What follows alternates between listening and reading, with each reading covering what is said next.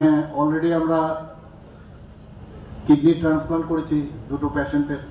আগামী দিন বিরাট লাইন হয়ে গেছে এবং এক পয়সাও কারোর দিতে হয়নি, না পেশেন্টের দিতে হয়েছে, না যিনি রেসিপিয়েন্ট বা যিনি ডোনেট করেছেন কাউকে এক পয়সা দিতে হয়নি। আমরা পুরো খরচা আমরা বহন করি। এটা একটা মাইলস্টোন আমি বলবো। এবং আমি কিছুদিন আগেও আমি বলেছিলাম যে এখন লিভার ট্রান্সপ্লান্টের জন্য আমরা যাব। মোহন যে ফাউন্ডেশন, তাদের সাথে আমরা কথা বলেছি। যিনি চেয়ারম্যান উনি ইউকেতে ছিলেন, সেখান থেকে উনি ফিরে সারা ভারতবর্ষের মধ্যে এই ফাউন্ডেশন কাজ করছে। একটা ফিলান্থ্রপিক অর্গানাইজেশন। ওনাদের সাথে আমরা কথা বললাম কি কি লাগবে, আমরা বললাম সব কিছু আমরা দেব। ডিজিজ যারা আছে তাদের থেকে যাতে প্রকিউর করা যায় লিভার, সেই ব্যবস্থা চিন্তা ভাবনা করছেন। সেখানে কথা প্রসঙ্গে বলা হচ্ছিল যে যে আমরা হিউম্যান বিং, আমাদের যে শরীরের প্রতিটা অঙ্গ প্রত্যঙ্গ কিন্তু ট্রান্সপ্লান্ট করা যায় এবং কখন কত সময়ের মধ্যে সেটাকে কালেকশন করবে এবং প্রতিস্থাপন করবেন।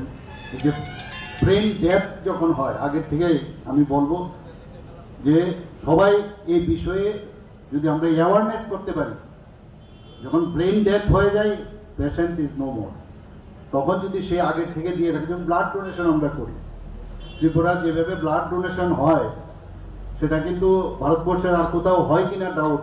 প্রায় 1% যে ডিমান্ড থাকে আমাদের পপুলেশন অনুযায়ী 40,000 ইউনিটস আমাদের অলরেডি দেওয়ার বিষয়ে আমরা কেন দিতে পারি যখন ফাইন্যান্স কমিশনের সময় আমাদের ডিপ্রাইভ করা হয়েছে, সেই বিষয়গুলো এনেছি। ইনফ্রাস্ট্রাকচার ডেভেলপমেন্টের জন্য আমরা ওনাদের কাছে রেখেছি। বিভিন্ন বিষয়ে বিভিন্ন যেসব হেডলাইন্স আছে তার উপর ভিত্তি করে আমরা কথা বলেছি। তো আমরা আমাদের কথাগুলো ওনাদের সামনে রেখেছি। ওনারাও স্বীকার করেছেন যে ত্রিপুরাতে যেভাবে ফিনান্সকে একটা ডিসিপ্লিন ফিনান্স কন্ডিশনে রেখেছে, ওনারা অ্যাপ্রিসিয়েট করেছেন আমাদের। মানে এরকম না যে অনেক সময় যা খুশি তাই করলাম, তাহলে ব্যাংক্রাফটিতেও তো চলে আসতে পারি। ওনারা এই কারণে কিন্তু এসছে।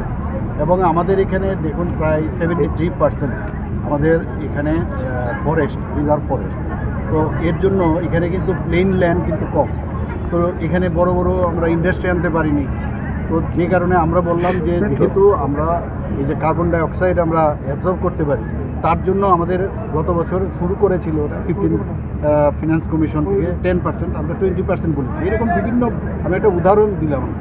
তো বিভিন্ন বিষয় আমরা রেখেছি যে তার উপর ভিত্তি করে আমাদের কে যেন আরও বেশি, তারা তো অ্যাকচুয়ালি এটা একটা রিকমেন্ডেশন কমিটি, এটা অ্যাডভাইজারি কমিটি, তারা অ্যাডভাইস দেবে, they are satisfied with our performance. রাজনৈতিক দলগুলি এডিসিকে ডাইরেক্ট ফান্ডিংয়ের কথা বলেছে, এই ক্ষেত্রে ওরা ওদের কথা বলেছে। সরকারের কি প্রস্তাব?